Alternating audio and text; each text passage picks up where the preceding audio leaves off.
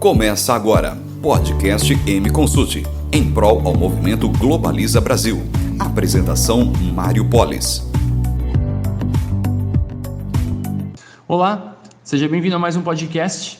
Nesse, nós vamos falar especificamente sobre o epicentro do mundo da próxima década. Bom, vamos lá. A diminuição do crescimento chinês, somada à abundância dos recursos para investimentos, farão uma transformação em 9 países. E esses 9 países estão sendo chamados de novo epicentro do mundo. Se você ainda não sabe, nós vamos falar dos 9 países logo na sequência. Mas antes, nós vamos falar um pouquinho sobre como está o mercado chinês. É importante a gente entender que o mercado chinês ele teve um elevado crescimento nos últimos 30 anos e se transformou completamente, assim fazendo também com que o mercado mundial se transformasse. De um país com população miserável a um país com o maior poder de investimentos externos do planeta. A China é um fenômeno muito difícil de explicar. É a economia comunista mais capitalista da história, um modelo diferente de tudo que as teorias poderiam explicar. É um híbrido que mistura controle de informações da população com um único partido político, um modelo esquerdista e comunista, com uma enorme pujança na área de incentivos e modernização da indústria, aceleração global e intensificação da China participando de cadeias produtivas globais, um modelo extremamente capitalista.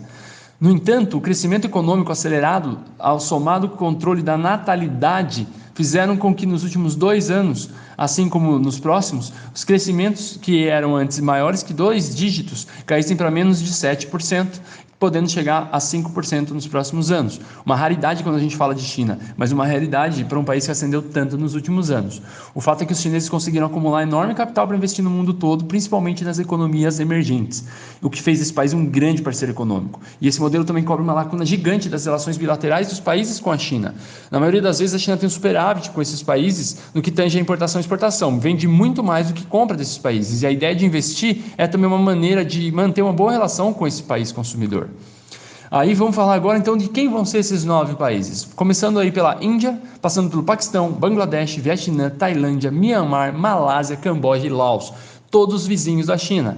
Esses são os 9 países para quais os investimentos vão ser direcionados e cada vez mais direcionados porque já estão ocorrendo investimentos.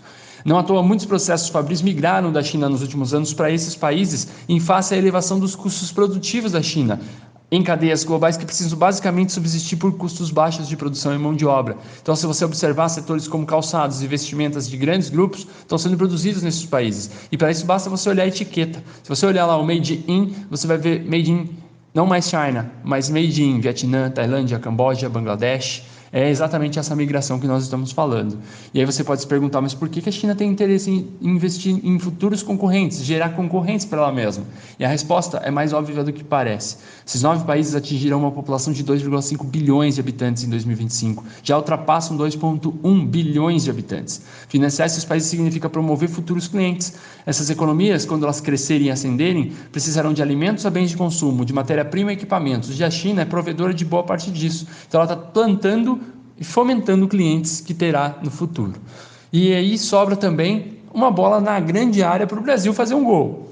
Esse investimento chinês não vai só beneficiar eles próprios. Alguns países, se trabalharem corretamente, colherão frutos disso. E o Brasil é um deles. Se o crescimento chinês puxou o crescimento brasileiro de 2000 para cá, ou mais especificamente de 2000 a 2010 principalmente, e em setores como agronegócio e mineração, esse fenômeno vai acontecer de novo, só que agora numa proporção 80% maior do que aconteceu com a China.